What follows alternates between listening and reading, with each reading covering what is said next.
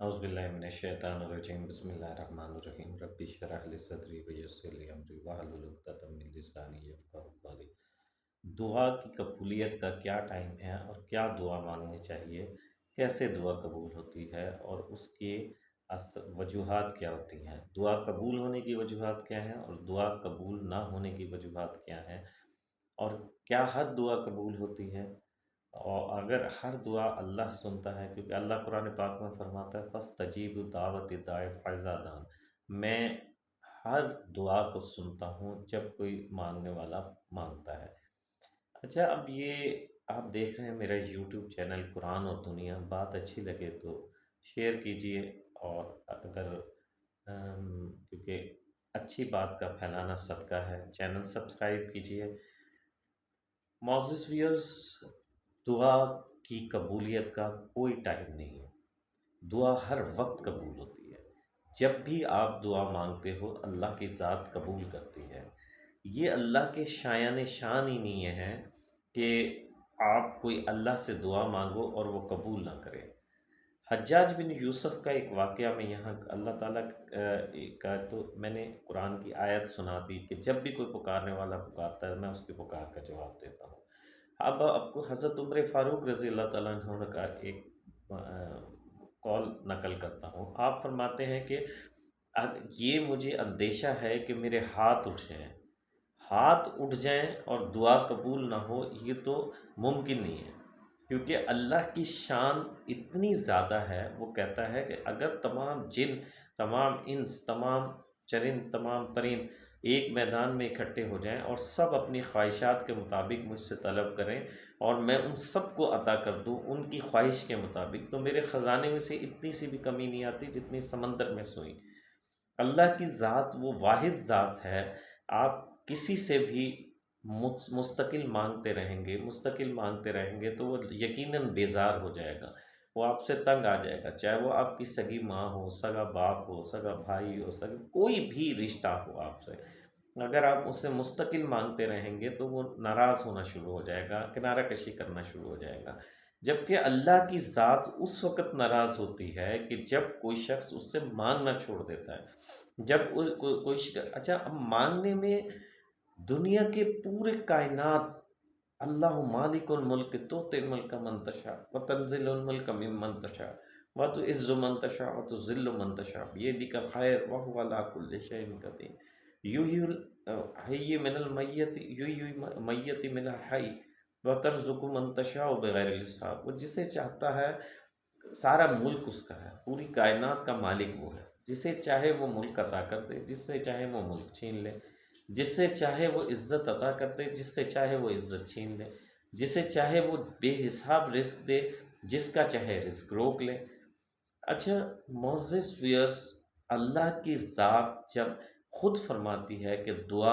मैं कबूल करता हूँ, हज़रत उमर फ़ारूक रज़ी अल्लाह ताला अन्हु का अक़वाल है, अहादीस से नबी करीम सल्लल्लाहु अलैहि वसल्लम है, आप लंबी लंबी दुआएं मांगा करते थे। अल्लाह ताला खुद नबी करीम सल्लल्लाहु अलैहि वसल्लम को फरमा रहे हैं कि अगर ये अपने हक़ में कोई गुनाह कर बैठे तो ए नबी आपके पास आएँ और आपके लिए आप इनके और आपको पूरी हर चीज़ में अपना यानी फ़ैसला करने वाला दिलो जान से तस्लीम करें और हर आपके फ़ैसले पे मनो-अन सरे तस्लीम ख़म हो, तो फिर आप इनके लिए इस्तग़फ़ार करेंगे तो अल्लाह को बड़ा गफ़ूर रहीम पाएँगे। अच्छा, दुआ अल्लाह के जब माँगने माँगने वाले की हैसियत कम हो सकती है, जिससे हम माँग रहे हैं उसके लिए तो कोई चीज़ वो तो फ़ज़ कदा अन्नमा यक़ूलु लहू कुन फ़यकून, जब वो किसी चीज़ को कहता है हो जा तो बस हो जाती है, उसे तो किसी से पूछना नहीं है, उसी से किसी से इजाज़त नहीं लेनी है, उससे तो जो आप माँगेंगे वो अता कर देगा। अच्छा, बाज़ चीज़ें ऐसी होती हैं, ये हमारे एतक़ाद में, हमारी यकीन में, हमारे अमल में, हमारे माँगने के अंदाज़ में गलती हो सकती है। अल्लाह के देने में कमी नहीं हो सकती। अल्लाह की रहमत जो है वो कैद नहीं है, उससे जो भी माँगो वो मालिक है, वो हाँ, वो हर अपने किए हुए फ़ैसले, अपने निज़ाम को भी बदलने पे कादिर है। अगर आप وہ اب کوئی آگ چاہے تو نہ جلائے، چھری چاہے تو نہ کاٹے، بغیر ماں باپ کے اولاد پیدا ہو جائے، بغیر باپ کے اولاد پیدا ہو جائے، بغیر ماں کے اولاد پیدا ہو جائے، بغیر یعنی آپ باپ کے اولاد پیدا ہو جائے، یعنی یہ وہ ساری چیزیں ہیں جو مافوق الفطرت چیزیں ہیں، لیکن جب اللہ چاہے تو اس کے لیے اس نے تو کسی سے اجازت نہیں لینی، اس نے تو حکم دینا ہے کہ اے آگ ٹھنڈی ہو جا قولم بردم وسلامہ، ٹھنڈی ہو جا، اتنی ٹھنڈی کہ میرے ابراہیم کو زیادہ ٹھنڈ بھی نہ لگ جائے، سلامتی والی ٹھنڈی ہو جائے، یعنی بہت زیادہ ٹھنڈی ہو جائے تو بندہ ٹھٹر جاتا ہے، سلامتی والی ٹھنڈی ہو جائے، تو آگ ٹھنڈی ہو گئی، چھری کو حکم دیا کہ تو نے اسماعیل علیہ السلام کا گلے کو نہیں کاٹنا، اس نے نہیں کاٹا، چھری کا تو کام ہے کاٹنا، اور آپ نے پتھر پہ دے کے مارا غصے میں تو پتھر کے 2 ٹکڑے ہو گئے، چھری گردن جس کو حکم دیا وہ اس کے 2 ٹکڑے ہو گئے، جس کو نہیں حکم دیا اس کی گردن کو نازک سی کو بھی نہیں کاٹا۔ تو بات یہ ہے، اچھا اب دعا کی قبولیت کا کیا ٹائم ہے؟ دعا کی قبولیت ہر وقت دعا کی قبولیت کا ٹائم ہے،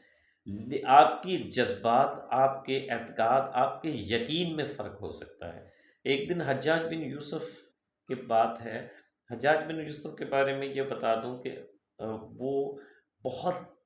جابر حکمران کہا جاتے ہیں انہیں، اور جبکہ ان کے کریڈٹ پہ ایک بہت بڑا وہ یہ ہے کہ آپ نے قرآن پاک پہ اعراب لگوائے تھے، تو خلوق یعنی مختلف قسم کے حکمران مسلمانوں میں بھی گزرے ہیں۔ حجاج بن یوسف بڑا سخت مزاج حاکم تھا، تو ایک دن وہ خانہ کعبہ کا طواف کر رہے تھے، تو ایک بڑھیا اللہ سے مانگ رہی تھی، اندھی تھی، آنکھیں مانگ رہی تھی، تو حجاج بن یوسف اس کے پاس سے گزرا تو کہنے لگا کہ بڑھیا میں ایک چکر لگا کے واپس آ رہا ہوں، اگر جب تک میرا نام حجاج بن یوسف ہے، اگر میں ایک طواف کا چکر لگا کے آ گیا نا، اگر تیری آنکھیں واپس نہ آئیں تو میں تیری گردن اڑا دوں گا۔ تو وہ اتنے شدت جذبات سے اس نے کہا یہ تو حجاج تو بڑا سفاک آدمی ہے، اس لیے میری گردن اڑا دے گا۔ اس نے اتنے شدت جذبات سے جب واپس حجاج ابن یوسف آئے تو آپ اس عورت کی آنکھیں واپس آ چکی تھی کہ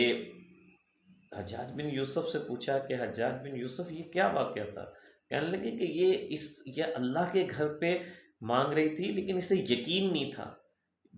جب میں نے اس کو کہا میں تیری گردن اڑا دوں گا تو اس نے اتنے یقین سے مانگا کہ اللہ تعالیٰ آپ کا یقین کامل ہونا چاہیے، جتنے یقین سے آپ مانگیں گے اللہ کے دینے میں کوئی کمی نہیں ہے، آپ کے یقین میں کمی ہو سکتی ہے۔ بعض اوقات ایسا ہوتا ہے کہ اللہ تعالیٰ کی ذات آپ کوئی چیز مانگ رہے ہوتے ہیں، ایسا نہیں ہو سکتا کہ اس سے آپ دعا مانگیں اور قبول نہ ہو۔ بعض چیزیں ایسی ہوتی ہیں جو ہمارے حق میں بہتر نہیں ہوتی، ہمیں اس کا پتہ نہیں ہوتا، تو اللہ تعالیٰ اس کے نعم البدل 3 انعامات عطا فرماتے ہیں، یا تو وہ دعا قبول کر کے جو انسان مانگ رہا ہوتا ہے وہ عطا کر دیتے ہیں، یا دوسرا دعا وہ قبول ہو گئی لیکن دوسری طرف کیا عمل ہوتا ہے، اگر اس پہ کوئی مصیبت، کوئی مشکل، کوئی تکلیف آنے والی ہوتی ہے تو اس دعا جو اس نے مانگ رہا ہے اللہ نے اسے نہیں عطا کی، جو اس کے لیے بہتر نہیں تھی، اس کے بدلے وہ مصیبت ڈال دیتے ہیں۔ اگر وہ مصیبت بھی نہ آنی ہو اور دعا وہ چیز بھی اس کے حق میں نہ ہو، تو تیسرا سب سے بڑا درجہ جو اللہ تعالیٰ فرماتے ہیں وہ یہ ہے کہ روز محشر جب حساب کتاب مکمل ہو جائے گا تو جنتی ایک شخص آئے گا تو اس کے نامہ اعمال پورے ہو جائیں گے، اسے جنت کا حکم ہو جائے گا، تو اس کو ایک بہت بڑا انعام کا ٹوکرا آئے گا، تو اللہ تعالیٰ سے پوچھے گا یا اللہ یہ تو میں نے نیکی نہیں کی، یہ میرے نامہ اعمال میں کہاں سے آ گئی؟ تو اللہ عز و جل فرمائیں گے کہ یہ وہ دعائیں تھیں جو دنیا میں تو نے مانگی تھی، جو تیرے حق میں بہتر نہیں تھیں، تو وہ میں نے جمع کر کے رکھ دی تھی، یہ ان کے انعامات ہیں۔ تو سب سے بڑا دعا کا انعام وہ ہے۔ اچھا، اسی طریقے سے بعض اوقات دعا کی قبولیت میں دیر ہو رہی ہوتی ہے، یہ ہو نہیں سکتا کہ تم یہ اللہ سے مانگو اور آپ کی دعا قبول نہ ہو، قبولیت میں دیر ہو رہی ہوتی ہے، اس پہ بھی اللہ اجر عظیم عطا فرما۔ اللہ کو مانگنا کیونکہ بہت زیادہ پسند ہے، تو جس وقت انسان، ایک مثال کی بات ہے، آپ سوچیں کہ اگر آج آپ نے دعا کی آج آپ کی دعا قبول ہو گئی وہ تو آپ کو اس ایک دفعہ مانگنے کا اجر ملے گا۔ اگر دعا کی قبولیت میں تھوڑا سا ٹائم لگ گیا تو آپ بار بار اللہ کی ذات سے مانگ رہے ہیں، بار بار اللہ کی ذات سے مانگ رہے ہیں، اللہ وہ چیز تو آپ کو عطا کر دیں گے، لیکن وہ جو بار بار آپ نے مانگا ہے اس کا اجر بھی عطا فرمائیں گے، جو ایکسٹرا بینیفٹ ہوگا۔ جیسے اللہ تعالیٰ قرآن پاک میں فرماتے ہیں کہ اگر میں تمہارے گناہوں کے سبب پکڑنا چاہوں تو روئے زمین پہ کسی چلنے پھرنے والے کو بھی نہ چھوڑوں، تو میں مہلت دیتا رہتا ہوں کہ شاید میرا بندہ آ کے مجھ سے استغفار کر لے۔ اسی طریقے سے جب دعاؤں کی قبولیت میں دیر ہو رہی ہوتی ہے تو دعا اللہ تعالیٰ اس کا اجر عطا فرما رہے ہوتے ہیں، اور اللہ سے ہمیشہ مالک سمجھ کے مانگنا چاہیے، نوکر سمجھ کے نہیں مانگنا چاہیے، ملازم سمجھ کے نہیں مانگنا چاہیے۔ مالک سے انسان کیسے مانگتا ہے؟ مالک سے انسان بار بار مانگتا رہتا ہے، مانگتا رہتا ہے، مانگتا رہتا ہے، مانگتا رہتا ہے، اور ملازم سے مانگ کے اگر اسے فوراً ملازم اس کا کام نہ کرے تو اس پہ غصہ آ جاتا ہے، اس سے ناراض ہو جاتا ہے۔ تو اللہ سے ایسے مانگیں جیسے مالک سے مانگتے ہیں، اور جتنی دیر لگے اسے اپنے حق میں بہتر سمجھیں اور مسلسل مانگتے رہیں۔ اس کا اجر یا تو آپ کے اوپر جو بلائیں آنے والی ہیں ان کے ٹلنے کی صورت میں مل جائے گا، یا آخرت میں ان نیکیوں کی صورت میں مل جائے گا جہاں ایک ایک نیکی کی بے انتہا ضرورت ہوگی۔ تو بات آپ اگر بات اچھی لگے تو شیئر کیجئے، اگر کوئی غلطی ہو جائے تو کامنٹ میں رہنمائی کیجئے، کیونکہ میں کوئی عالم دین نہیں ہوں، ایک ریئل اسٹیٹ جرنلسٹ ہوں جسے دین سے موٹیویشن ملی، میں نے سوچا آپ تک پاس آن کر دیں۔ ملتے ہیں ایک اور پروگرام کے ساتھ۔ السلام علیکم ورحمۃ اللہ۔